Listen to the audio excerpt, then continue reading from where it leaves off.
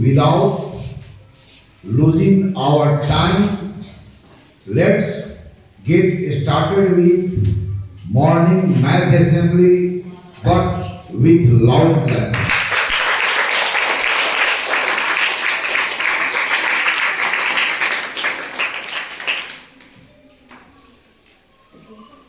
On what topics we are discussing all together is written on the board. We are discussing how can we measure the figures. We are discussing what we measure the figures and how can we measure the figure. But at first we need to understand what we measure the figure. What quality of figure is measured and what do we mean to measure the figure. So, at first we are learning the measurement of area of any figure. Then we will learn measurement of perimeter of any figure. We will learn later how can we measure the volume of any figure. So, what we measure the figure, which quality of figure is to be measured and what way we measure it. So, we are learning the measurement of area of any figures. To measure the area of any figure means what? To measure the area of any figure means to count the unit square contained in it. Then we can learn how can we measure the perimeter of any figure, or to measure the perimeter of any figure means to find out the length of its boundary line.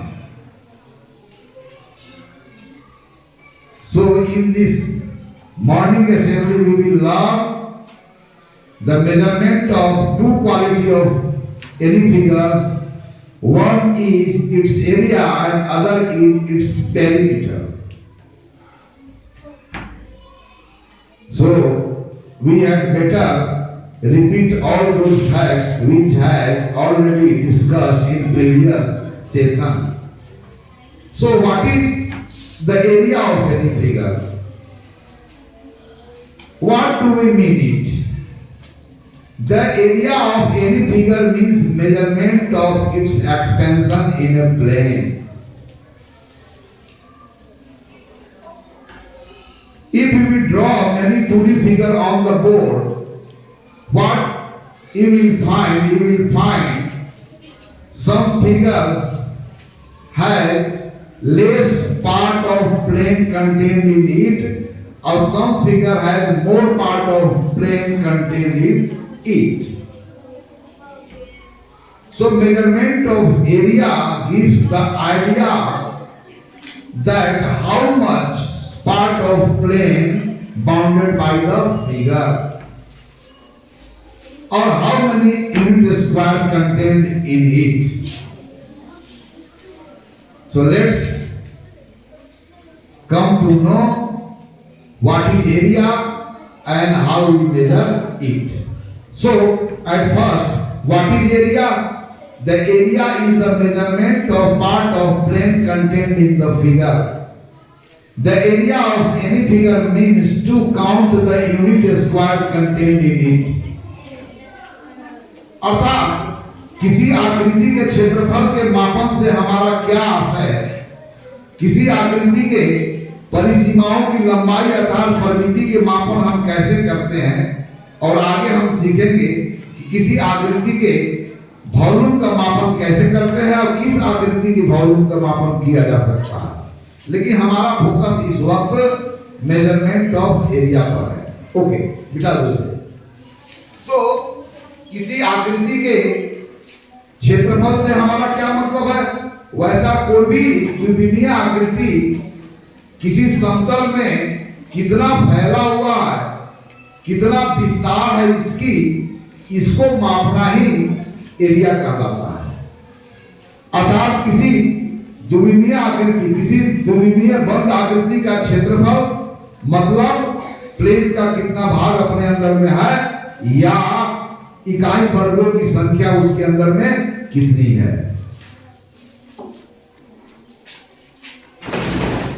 तो हम लोग क्या सीखेंगे? हम लोग आकृतियों के मापन। अब आकृतियों के मापन में किसका मापन करेंगे? आकृतियों के क्षेत्रफलों का मापन।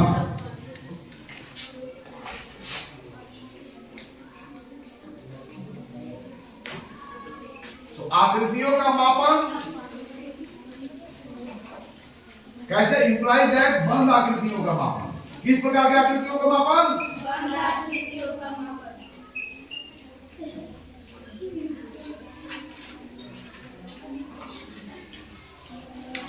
अब बंद आकृतियों के समतल में फैलाव के मापन को उस आकृति का क्या करते हैं? क्षेत्रफल कहते हैं। बंद द्विविमीय आकृति के समतल में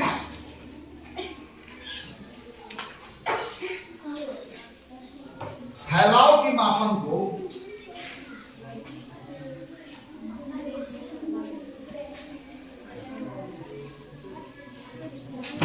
आकृति का क्षेत्रफल कहा जाता है।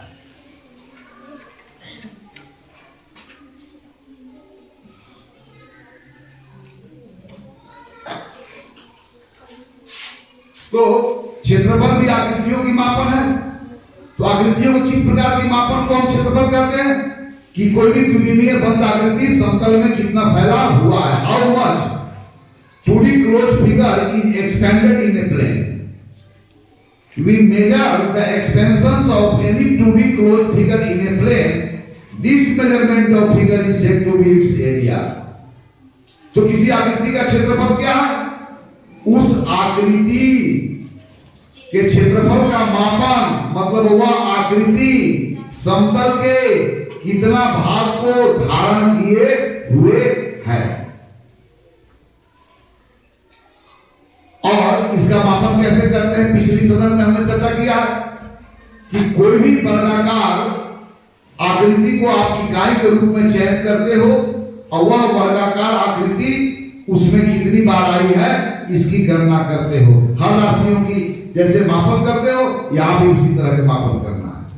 अर्थात आकृतियों के क्षेत्रफलों का मापन करते हैं, आकृतियों के विस्तार का मापन करते हैं समतल में।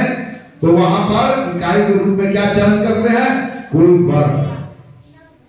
और जिस वर्ग को इकाई के रूप में चयन करते हैं उसको इकाई वर्ग कहा जाता है। अर्थात किसी आकृति के क्षेत्रफल के मापन का अर्थ यह है कि उसके परिसीमाओं में इकाई वर्गों की संख्या कितनी है। इंप्लाइज दैट किसी आकृति के क्षेत्रफल का मापन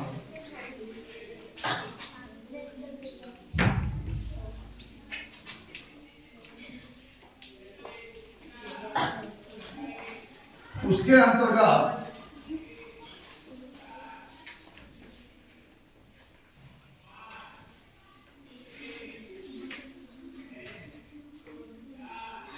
इकाई वर्गों की संख्या। किसकी वर्गों की संख्या? इकाई वर्गों की।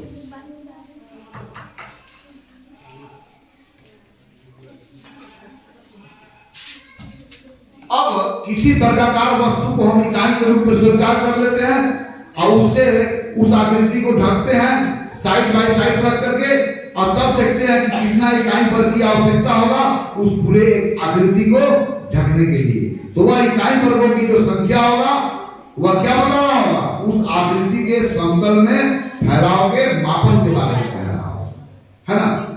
चलिए इसको मिटा दिया जाए। अब इसके बाद अभी तो हमें इसके बारे में जानना है।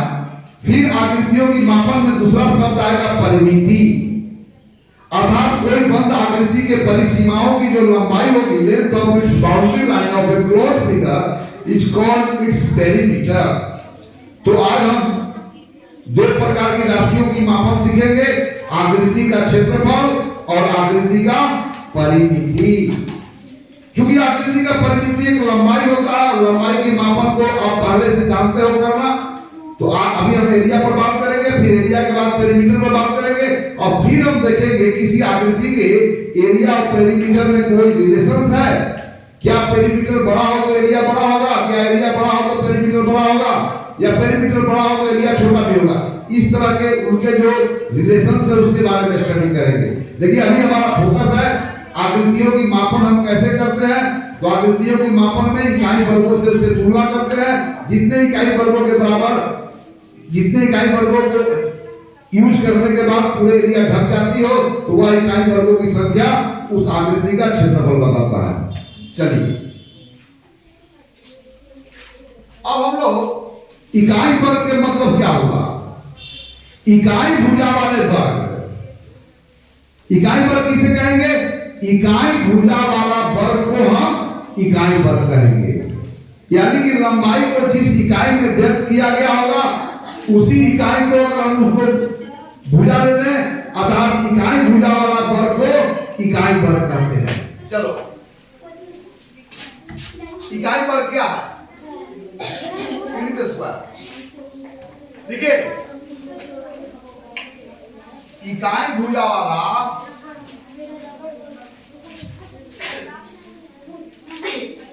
वर्ग को इकाई वर्ग कहा जाता है।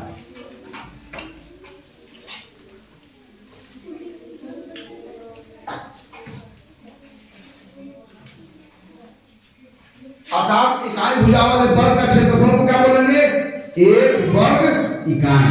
फिर से बोल रहा हूं, इकाई भुजा वाला वर्ग, कोई वैसा वर्ग की रचना करते हैं जिसका भुजा एक इकाई का हो, तब उसके द्वारा जो क्षेत्रफल होगा अर्थात समतल का भाग जो कंटेंट होगा उसको क्या बोलेंगे, एक इकाई वर्ग। एक इकाई भुजा का, एक इकाई भुजा वाले वर्ग का क्षेत्रफल को क्या बोलते हैं, एक इकाई वर्ग। अर्थात एक इकाई भुजा वाला वर्ग का क्षेत्रफल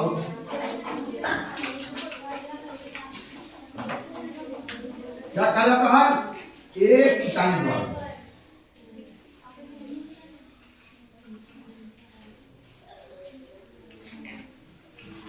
अर्थात हमारे पास दो या दो से अधिक 2D फिगर्स हो और वह समतल का कितना भाग धारण किए हुए हैं, तो दोनों की तुलना किससे करेंगे, इकाई वर्गों से। अब इकाई वर्गों की संख्या जिसमें अधिक होगी उसका क्षेत्रफल बड़ा होगा, इकाई वर्गों की संख्या जिसमें कम होगी उसका क्षेत्रफल कम होगा। यही आधार रहा है सभी राशियों की मापन का। ओके, आप मिटाइए इसको, बताइए। तो सबसे पहले मैं रेगुलर फिगर लूंगा और कॉमन फिगर लूंगा, जिस फिगर के बारे में चर्चा आप पिछले कक्षाओं में आंशिक रूप से कहीं न कहीं अवश्य हुई होगी। अब चलिए यहां पर मैं एक रेक्टेंगल लेता हूं, वह क्वाड्रिलेटरल, वह चतुर्भुज जिसके अपोजिट साइड बराबर हो तथा प्रत्येक कोण क्या हो, समकोण हो, तो इस चतुर्भुज को क्या कहते हैं, वह चतुर्भुज जिसके अपोजिट साइड इक्वल हो and each angle right angle हो, तो इस quadrilateral what we call it, this quadrilateral is said to be a rectangle है। अब यहां पर देखिए मैं एक वर्ग लेता हूं, के एल एम और एन। यह क्वाड्रिलेटरल स्क्वायर है क्योंकि all sides are equal and all angle are 90 degree. So this is a square and that is a rectangle. चलो उसका मैं डायमेंशन लिख देता हूं।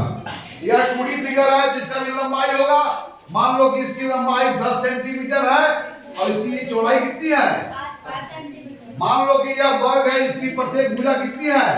8 सेंटीमीटर। अब हमें जानना है कि इसमें इकाई वर्गों की संख्या कितनी है। For measuring its area, for telling the area of that figure we need to count the unit square in it. How many unit square can overlap this figure exactly, and how many unit square we need to overlap that figure exactly?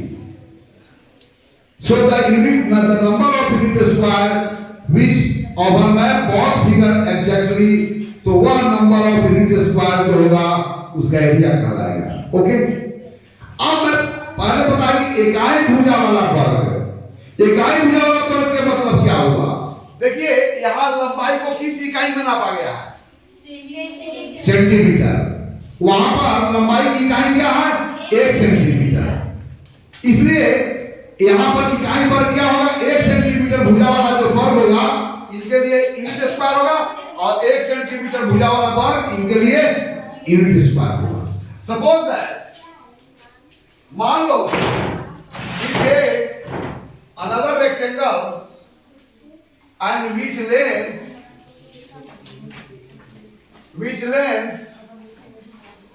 XYZ के XYZ rectangle है जिसका length 8 metre है और चौड़ाई कितना है? 5 metre. Length and breadth are respectively 8 centimetre and 5 centimetre, 8 metre and 5 metre, sorry. तो वहां पर जो स्क्वायर की भुजा की लंबाई है उसकी इकाई क्या है? तब वहां पर यूनिट स्क्वायर क्या होगा? 1 मीटर भुजा वाला क्या होगा? 1 मीटर। और यहाँ पर यूनिट स्क्वायर क्या होगा? 1 सेंटीमीटर भुजा वाला। अब suppose that we take another example, this is a rectangle and इसकी लंबाई मान लो कि 5 फीट है और 2 फीट है।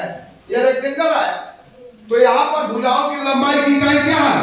फीट। तो उसके लिए यूनिट स्क्वायर क्या होगा? 1 फीट भुजा वाला वर्ग। ओके, अब आइए इसकी एरिया में नाप रहा हूं, तो यहाँ पर इसकी मैं नाप रहा हूं, अर्थात वैसा कोई वर्ग जिसकी भुजा क्या हो? 1 सेंटीमीटर का हो। क्या हो बोलो? 1 सेंटीमीटर। तो इसके लिए इकाई वर्ग क्या होगा? which square will be unit square for that rectangle or square? तो क्या होगा? the square, कैसा square? whose sides is of 1 centimetre. यहाँ पर भी यूनिट स्क्वायर क्या होगा? क्या सेंटीमीटर भुजा वाला यूनिट स्क्वायर में होगा, और यहाँ पर क्या सेंटीमीटर होगा, और यहाँ क्या होगा? अब आइए, अब 1 सेंटीमीटर भुजा वाले, 1 सेंटीमीटर भुजा वाला वर्ग का क्षेत्रफल को हम लोग क्या बोलेंगे? 1 स्क्वायर सेंटीमीटर। क्या बोलेंगे हम लोग? 1 स्क्वायर सेंटीमीटर। अब स्क्वायर के लिए वर्ड नहीं लिखना है, यह घातांकीय संकेतन का प्रयोग करना है। ऐसा लिखेंगे 1 सेंटीमीटर स्क्वायर। तो किस वर्ग की क्षेत्रफल 1 सेंटीमीटर स्क्वायर होगा? वह वर्ग जिसकी प्रत्येक भुजा 1 सेंटीमीटर का हो उसका क्षेत्रफल को क्या बोलेंगे? 1 सेंटीमीटर स्क्वायर। इसी प्रकार वह वर्ग जिसका भुजा 1 मीटर का हो, वह वर्ग जिसका भुजा 1 मीटर का हो उसकी क्षेत्रफल को हम लोग क्या कहेंगे? 1 मीटर स्क्वायर या 1 स्क्वायर मीटर।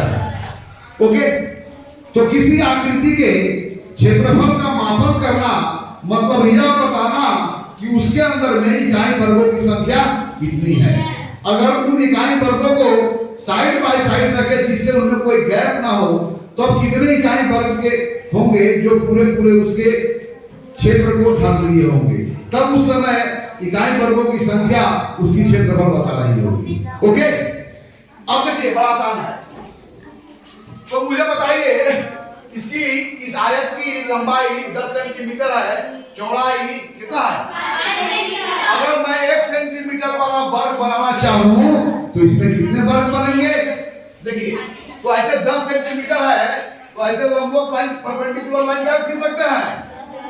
कितने खींच सकते हैं? 10 खींच सकते हैं कि नहीं खींच सकते हैं?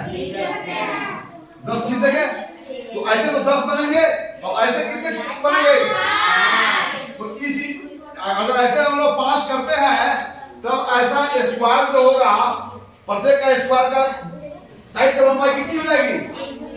तब 10 सेंटीमीटर चौड़ाई 10 सेंटीमीटर लंबाई वाले और 5 सेंटीमीटर चौड़ाई वाले आयत में 1 सेंटीमीटर भुजा वाले कितने पर होंगे? तो इसका क्षेत्रफल कितना आ जाएगा? Very fine 50 cent. अब देखो जरा तो किसी रेक्टेंगल का क्षेत्रफल 50 सेंटीमीटर स्क्वायर है। इसका मतलब क्या हुआ?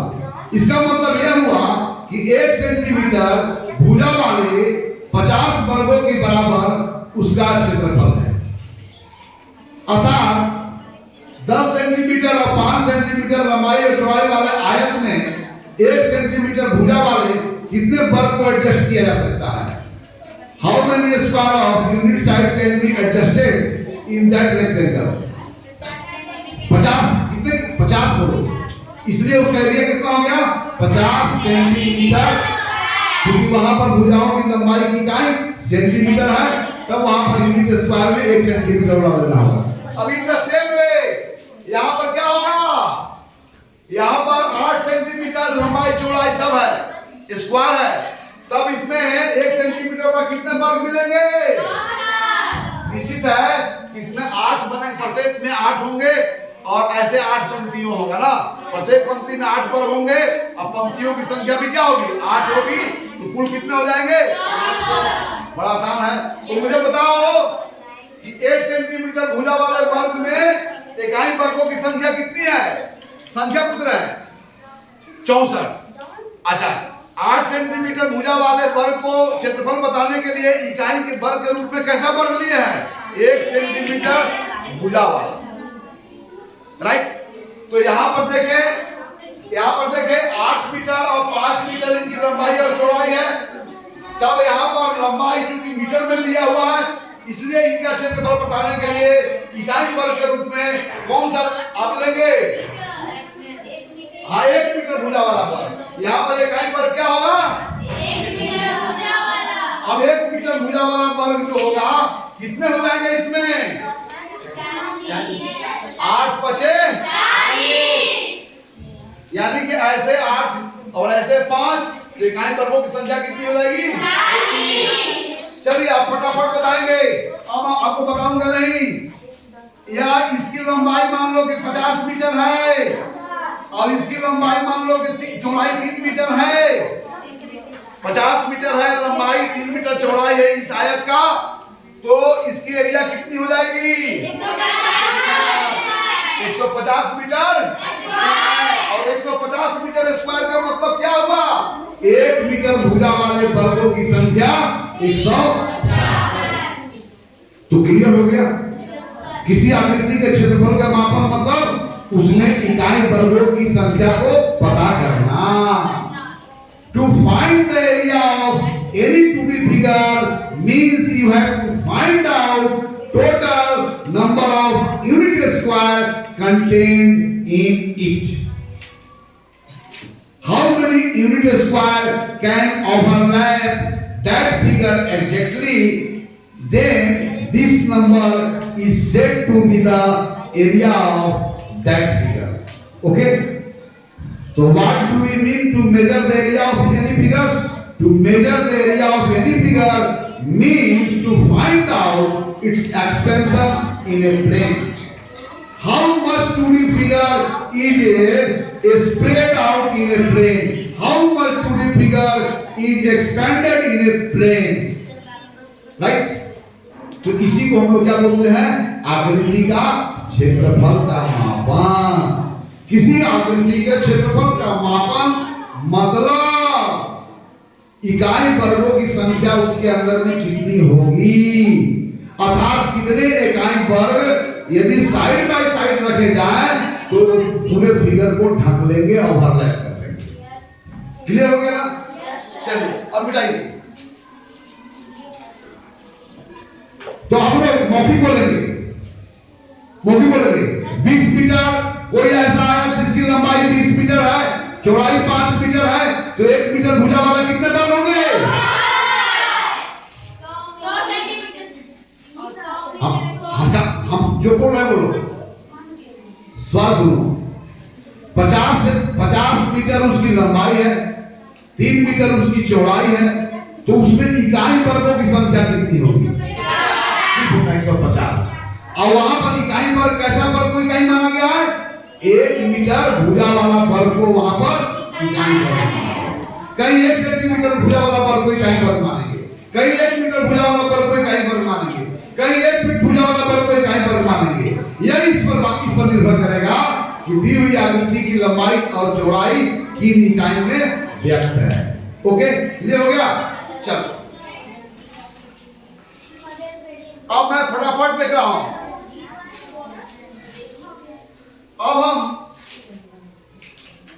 ग्राफ पेपर आ गए जी? ग्राफ पेपर नहीं आया है?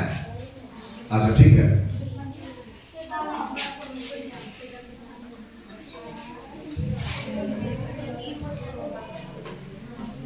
यह वर्ग है, यह सभी वर्ग है, और यहां पर आयत है।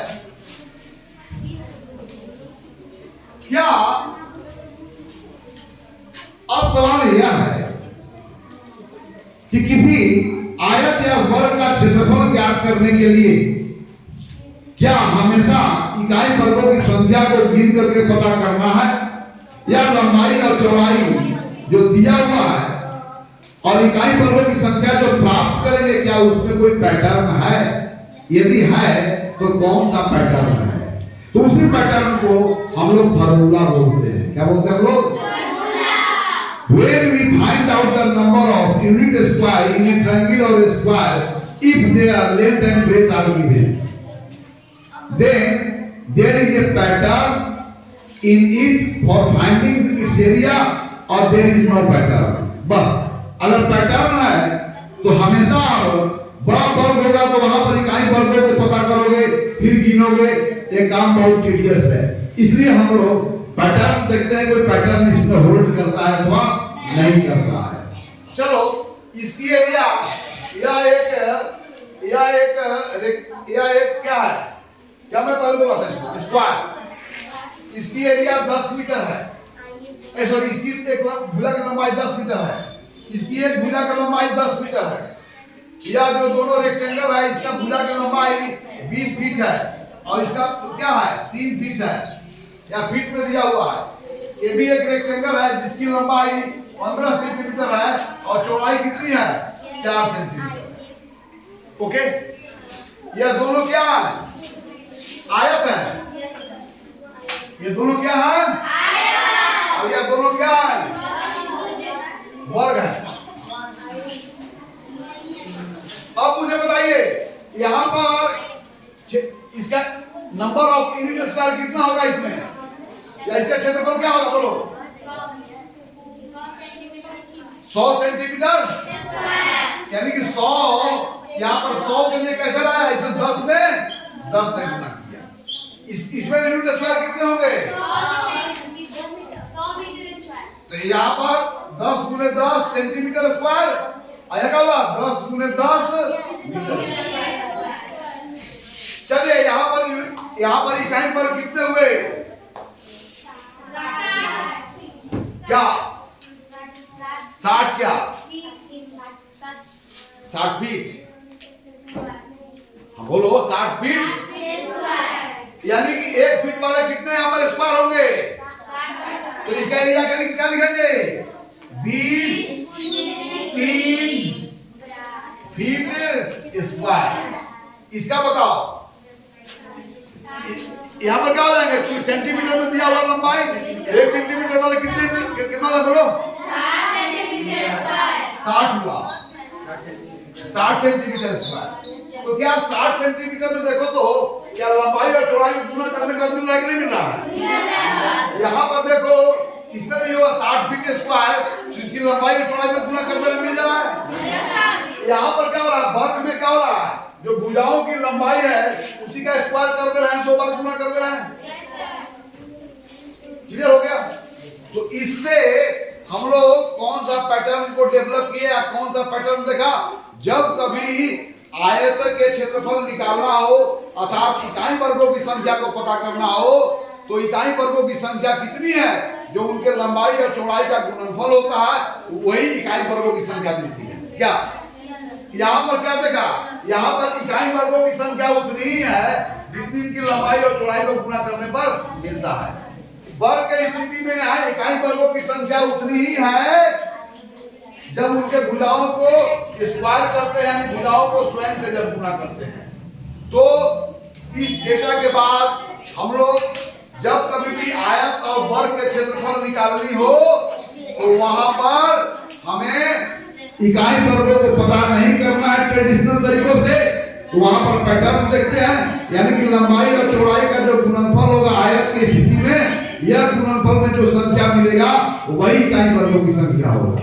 वर्ग में जब भुजाओं को अपने स्वयं से गुणा करते हैं तो गुणनफल में जो संख्या प्राप्त होगा वहां पर इकाई वर्गों की संख्या होगा।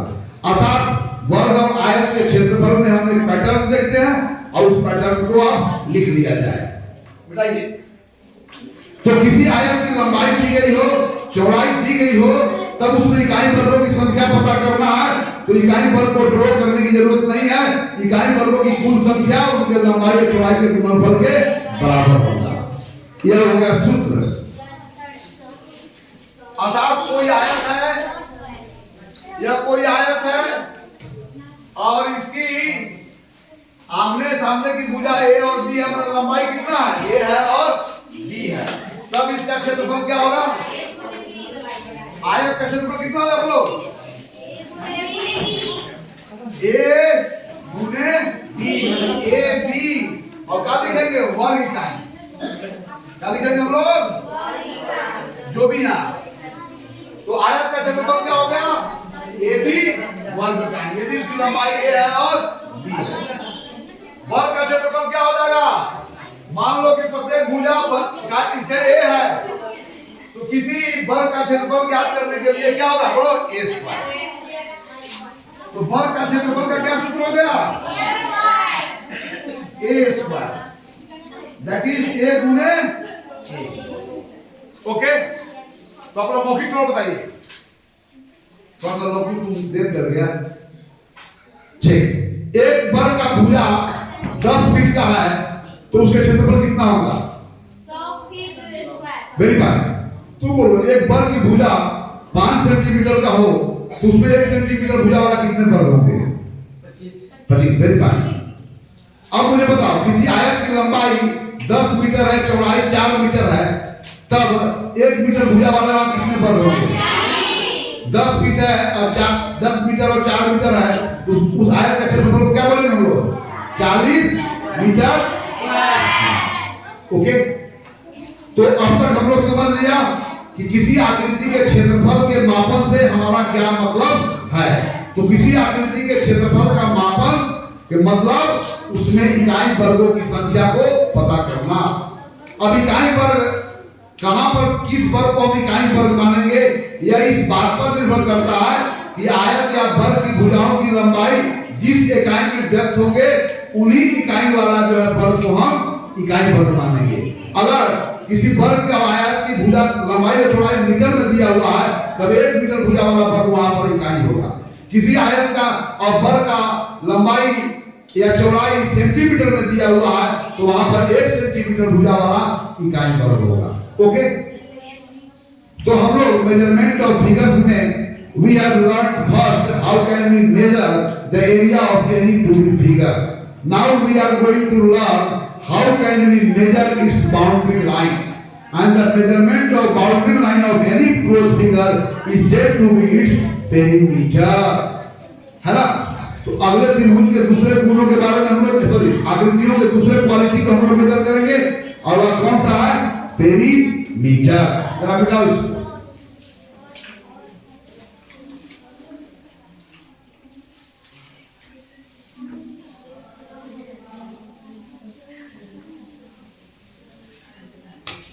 अब चलो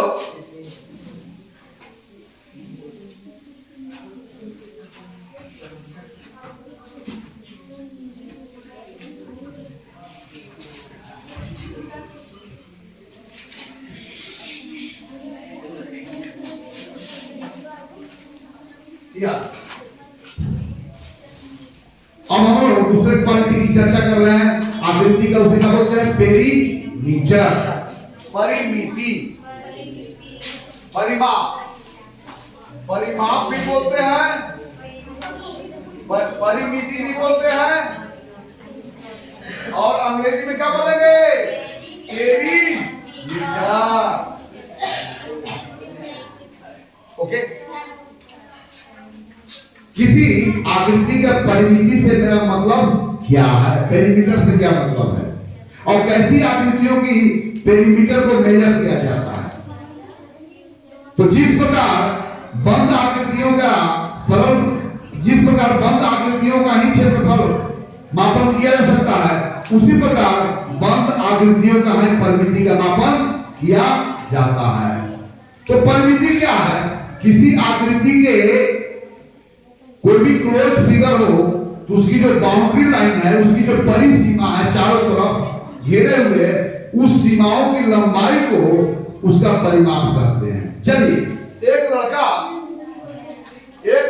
यहां से शुरू करता है ए से, और इसके एलॉन्ग क्या करता है? घूमता है और फिर ए पर आ जाता है। दूसरा जो है, यहाँ पर वही लड़का ए यहां से स्टार्ट करता है and he takes one complete rotation along the path of circle। Okay, यहाँ पर क्या होता है? एक लड़का, अब मुझे बताओ, और यहाँ पर वही लड़का इस बड़े जो है क्लोज फिगर के बाउंड्री लाइन पर चक्कर लगाता है। तीनों जगहों पर लड़का उसके बाउंड्री लाइन पर चक्कर लगा रहा है। तो बताओ कि किस स्थिति में उसे अधिक दूरी तय करना पड़ेगा? Where he covered more distance in one complete rotation, one complete revolution। किसमें चला? यहाँ पर भी एक पूरा चक्कर लगाया इसके बाउंड्री लाइन पर, यहाँ भी लड़का इस फिगर के बाउंड्री लाइन पर चक्कर लगा रहा है, यहाँ भी लड़का इसके बाउंड्री लाइन पर चक्कर लगा रहा है। तो एक चक्कर लगाने में सबसे अधिक दूरी कब तय करनी होगी? तो इस 2D फिगर की बाउंड्री लाइन का लंबाई उससे क्या है? बड़ा है। क्योंकि यहाँ पर इसके बार इसके सीमाओं पर जब हम एक पूरा चक्कर लगाते हैं, तो यहाँ पर एक चक्कर लगाने में तय की गई दूरी, यहाँ पर एक चक्कर लगाने में तय की गई दूरी, और यहाँ पर एक चक्कर लगाने में तय की गई दूरी। तो तीनों में सबसे अधिक दूरी कहाँ पर तय करना पड़ेगा? Where you have to cover more distance, यहाँ पर। तब कहेंगे इस बंद आकृति के परिसीमा की लंबाई उन दो से अधिक है, इसलिए इस आकृति का परिमिति क्या है? बड़ा है। अब यहाँ पर इन द सेम वे कोई लड़का इस कॉर्नर से शुरू करता है और एक चक्कर लगाकर घूम के आता है यहाँ पर। तो तीनों में किस स्थितियों में बाउंड्री लाइन पर चलने पर सबसे अधिक दूरी तय करना पड़ेगा? तो जिसकी बाउंड्री लाइन की लंबाई अधिक होगी वहां पर अधिक दूरी तय करना होगा, जिसकी बाउंड्री लाइन की लंबाई छोटी होगी वहां पर छोटा दूरी तय करना होगा। तो मुझे बताइए, इन तीनों आकृतियों में परिमिति किसका बड़ा है? क्योंकि इसकी बाउंड्री लाइन की लंबाई बड़ा है। तो किसी आकृति के परिमिति क्या है? उस आकृति के परिसीमा की लंबाई। तो कैसी आकृतियों की परिमिति की बात होती है? केवल बंद आकृतियों। बेटा, क्या खुला आकृति का परिमिति की बात हो सकती है? मैं यहाँ पर खुला आकृति रख दिया तो इसकी परिमिति की बात नहीं होगी, इसकी क्लोज नहीं है, इसकी बाउंड्री लंबाई की बात ही नहीं होगी, है ना? वह लाइन जो उस फिगर को चारों तरफ से बांधे हुए है। तो किसी आकृति के परिमिति के मापन के मतलब क्या होगा? उसके परिसीमाओं की मापन। किसी आकृति के परिमिति का मापन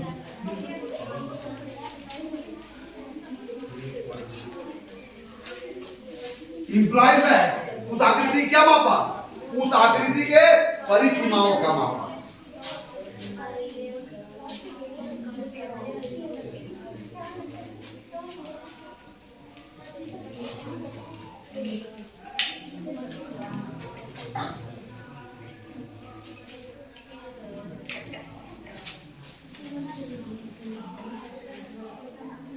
तो किसी आकृति के परिमिति के मापन मतलब उस आकृति के परिसीमाओं का मापन, अर्थात उस आकृति के बाहर एक चक्कर लगाने में तय की गई दूरी को उस आकृति का परिमिति कहा जाता है।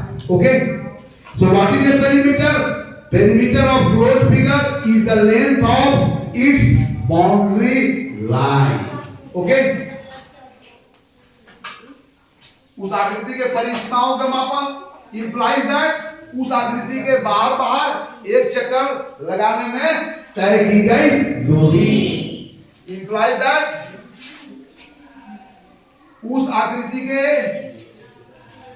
बाहर एक चक्कर लगाने में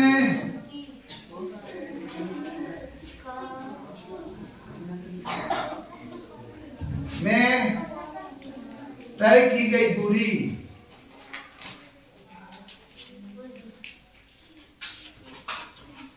उस आकृति का परिमाप कहा जाता है।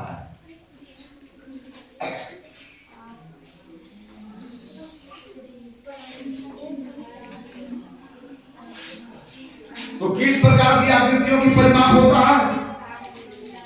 कौन सा आकृति परिमाप को पजेस करते हैं?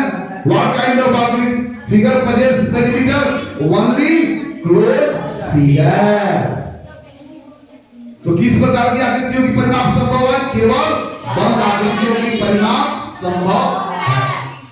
ध्यान देंगे एनबी केवल बंद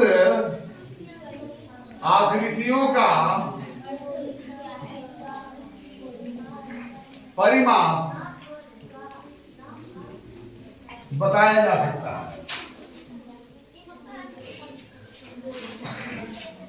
okay, just as the area of any figure exists only for closed figure, means area of only closed figure can be calculated, just as the area of closed figure can be calculated in the same way, है ना, area perimeter of only closed figure can be calculated।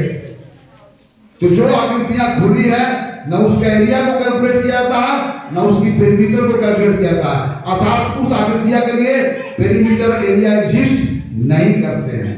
Okay, हो गया? Yes sir. अब आइए जरा दिखाया जाए, यहाँ आइए बताइए। तो आज हम दो सिंपल फिगर वर्ग और आयत की परिमिति को ज्ञात करेंगे। फिर आगे हम लोग देखेंगे क्या परिमिति अगर बड़ा हो तो एरिया बड़ा होगा, परिमिति छोटा हो तो एरिया छोटा होगा, या परिमिति का बड़ा और छोटा होने से एरिया पर कोई असर नहीं पड़ता है। दिस इज रेक्टेंगल, यह क्या है? एक आयत है ना, जिसकी लंबाई 20 मीटर और चौड़ाई कितनी है? 10 मीटर। यहां पर देखो, और यह वर्ग है जिसका प्रत्येक भुजा 20 मीटर का है।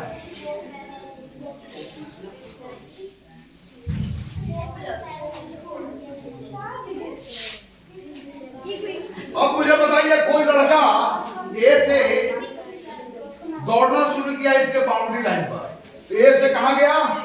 बी पर, बी से कहां गया? सी पर, और सी से कहां गया? डी पर, डी से कहां गया? बी। यानी कि इनिशियल पॉइंट ए था और फिर इनिशियल पॉइंट को अटेंड कर लिया। अब इस क्रम में ए से बी, बी से सी, सी से डी और बी से ए जाता है, तो इस क्रम में उसे कितनी दूरी तय करनी पड़ती है?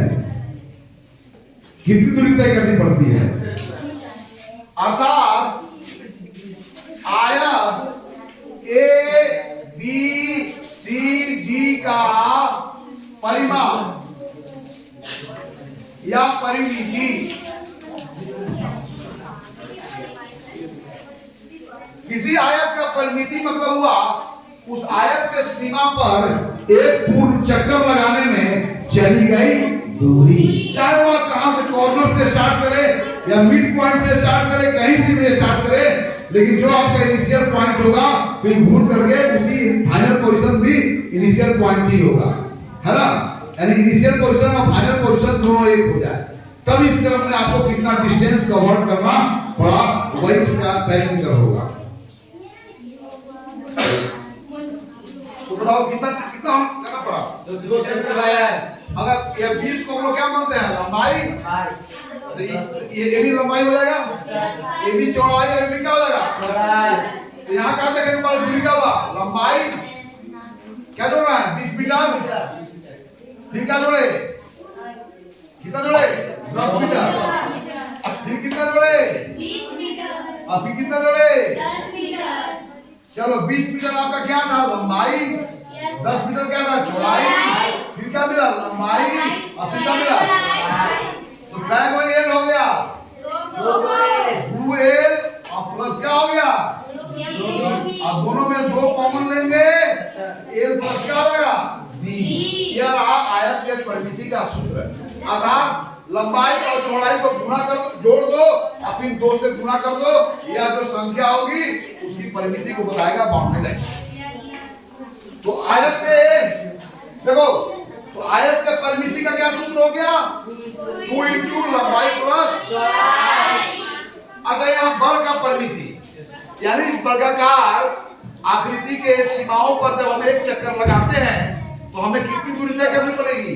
20 जमा 20 जमा 20 जमा 20। अगर एक भुजा की लंबाई इसको हम लोग a मान लिए, a जमा a जमा a जमा a, तो यहाँ पर वर्ग का क्षेत्रफल निकालो। ऐसे वर्ग का परिमिति के लिए इसके परिसीमाओं की लंबाई लिए और परिसीमाओं की लंबाई अर्थात एक चक्कर लगाने में यह 20 मीटर की दूरियां 4 बार चलनी पड़ेगी। यानी 20 metre plus 20 metre plus 20 metre plus 20 metre, यानी कि उसकी भुजा क्या बार आ गई? 4 बार। a plus a plus a plus a अपने आप से 4 बार वाला है, क्या बढ़ते हैं? 4 multiplied by a, that is 4a। तो किसी आकृति के परिसीमाओं की लंबाई, किसी आकृति के क्षेत्रफल का मापन दोनों अलग अलग टर्म्स हैं। किसी आकृति के क्षेत्रफल के मापन से हमारा क्या मतलब है? इकाई वर्गों की संख्या को पता करना। किसी आकृति के परिमाप से या परिमिति से हमारा क्या मतलब है? उसके परिसीमाओं की लंबाई को पता करना। लेकिन क्षेत्रफल और परिमाप उन्हीं आकृतियों के लिए संभव है जो क्लोज्ड है, जो बंद है। ओपन आकृति के लिए ये दोनों एग्जिस्ट नहीं करते हैं। ओके, चलिए अब हम लोग यहां पर देखें, यहां पर ध्यान दें, इसका एरिया कितना हो गया? इसका एरिया कितना हो गया? बोलो फटाफट। कितना हो गया? 200 मीटर। इसका परिमिति कितना हो गया? पेरीमीटर कितना हो गया? 20 20 40 10 10 20 60 मीटर। ओके, मिला दो बेटा, मिला चलो बेटा, यहां से आओ।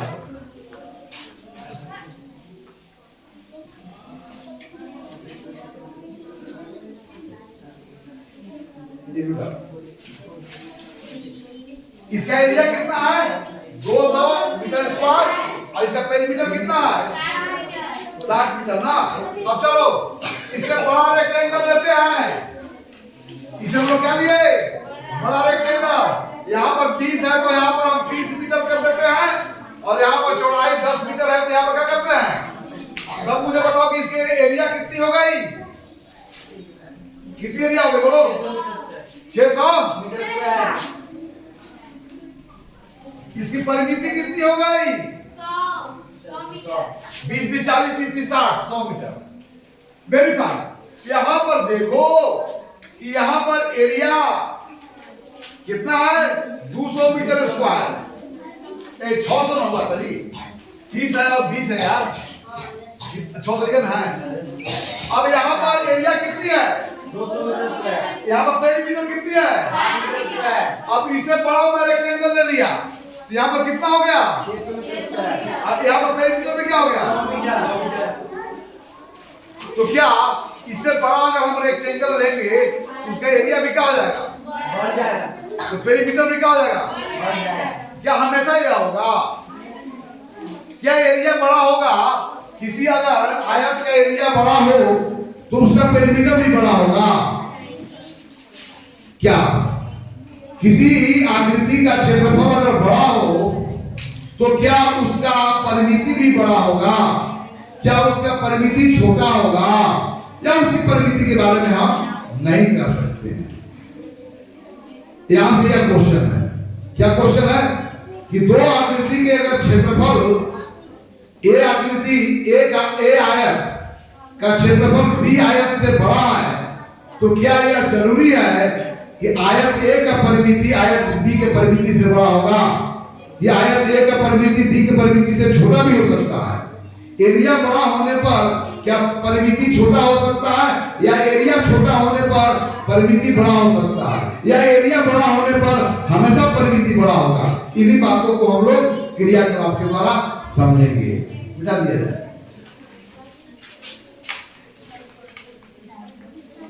और रखिए एक इसमें रेक्टेंगल निकालो तो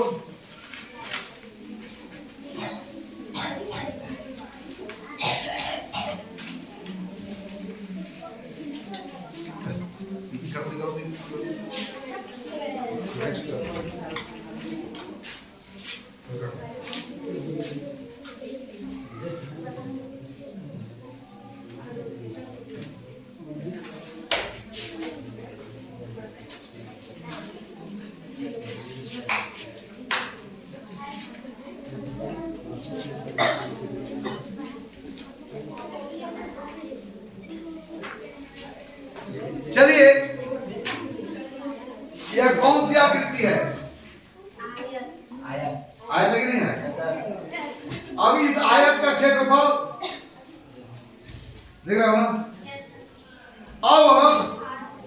अब देखो जरा, इस आयत का परिमिति भी देख रहे हो? परिमिति का मतलब इसके बाहर एक चक्कर लगाने में चली गई दूरी, और आयत का मतलब यूनिट स्क्वायर की संख्या।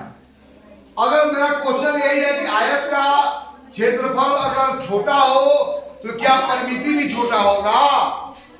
क्या आयत का क्षेत्रफल बड़ा हो तो क्या परिमिति भी बड़ा होगा? या क्षेत्रफल से परिमिति का कोई रिलेशन नहीं है? तो यहाँ पर मैं गतिविधि के द्वारा यह बताऊंगा कि इस आयत की क्षेत्रफल घट जाएगी और परिमिति क्या हो जाएगा? बढ़ जाएगा। क्षेत्रफल का मतलब हुआ इकाई वर्गों की संख्या। इसमें से कोई भी पेपर अगर हम काट के हटाएंगे थोड़ा सा भी पार्ट तो इसका क्षेत्रफल बढ़ेंगे कि घटेंगे? घटेंगे ना? चलिए देखिए, देखिए यहाँ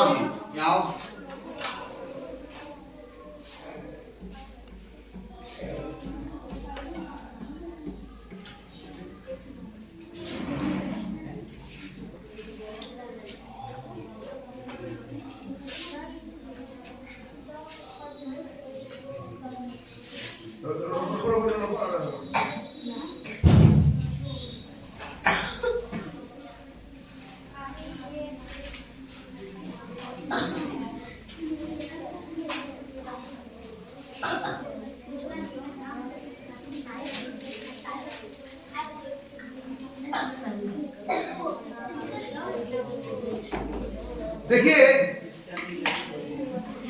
इस आयत में से, बड़े वाला आयत में से मैं इतना पार्ट और समतल का इतना भाग निकाल दिया। तो इनको निकालने के बाद इस फिगर की आकृति बढ़ गई कि घट गई?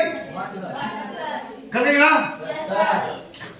अब इतना पार्ट जब इसमें से निकाल लिए तो इसका फैलाव जो था समतल में बढ़ गया कि घट गया?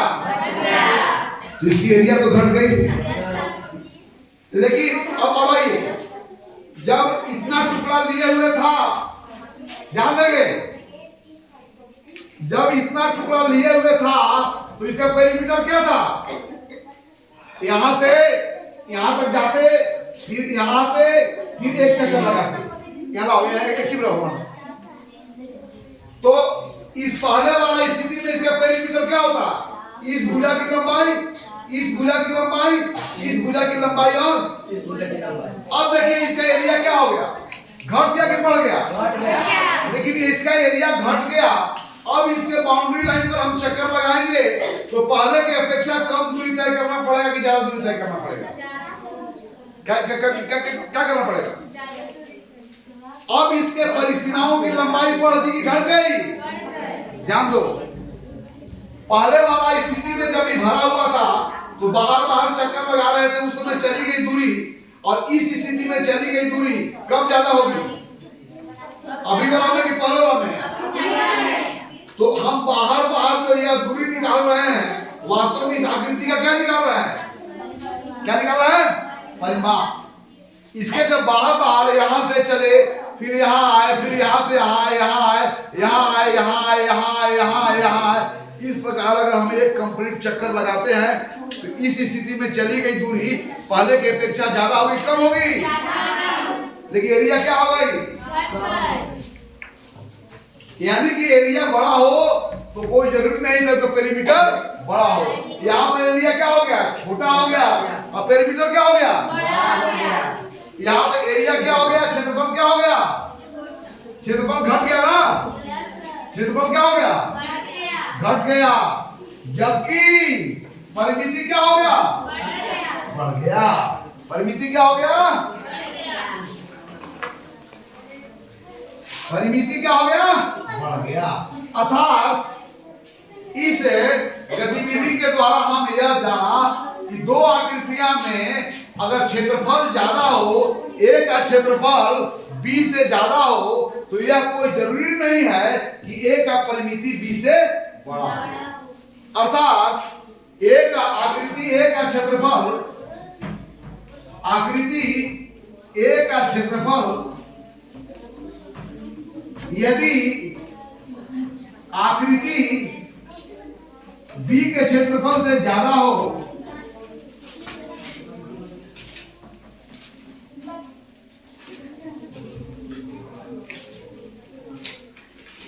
तो यह कोई जरूरी नहीं कि आकृति A का क्षेत्रफल आकृति B के क्षेत्रफल से ज्यादा हो, तो यह कोई जरूरी नहीं कि A का परिमिति B से ज्यादा ही हो। तो यह जरूरी नहीं कि A का परिमिति B से ज्यादा हो।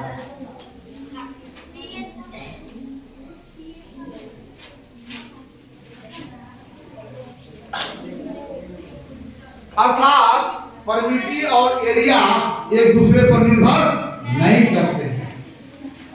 अर्थात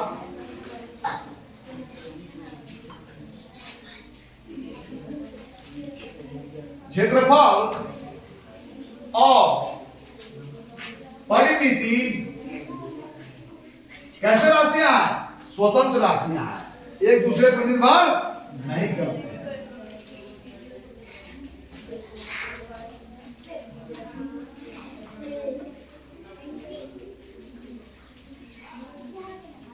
Okay? If the area of A is larger than the area of B, it is not necessary that perimeter of A is larger than perimeter of B. छोटा भी हो सकता है, बड़ा भी हो सकता है। अर्थात किसी आकृति के परिमाप और उसका क्षेत्रफल दोनों स्वतंत्र राशियां हैं, दोनों एक दूसरे के साथ नहीं जुड़े हुए हैं, कोई रिलेशन नहीं है। लेकिन प्रथम दृष्टया ऐसा लगता है कि बड़ा फिगर होगा तो उसके बाउंड्री लंबाई की भी ज्यादा होगी। लेकिन अभी गतिविधि में मैं यह दिखाया कि एरिया का रेक्टेंगल का एरिया घट गया, लेकिन पेरीमीटर क्या हो गया? बढ़ गया। तो आज इन्हीं बातों के साथ आज सदन यहीं पर स्थगित होती है। फिर अगले सदन में कोई हम नए जानकारी के तथ्यों के साथ आपके बीच प्रकट होंगे, और उतना ही उत्सुकता, गंभीरता और आनंद के साथ अगला सदन चलेगी, इसी का उम्मीद करते हुए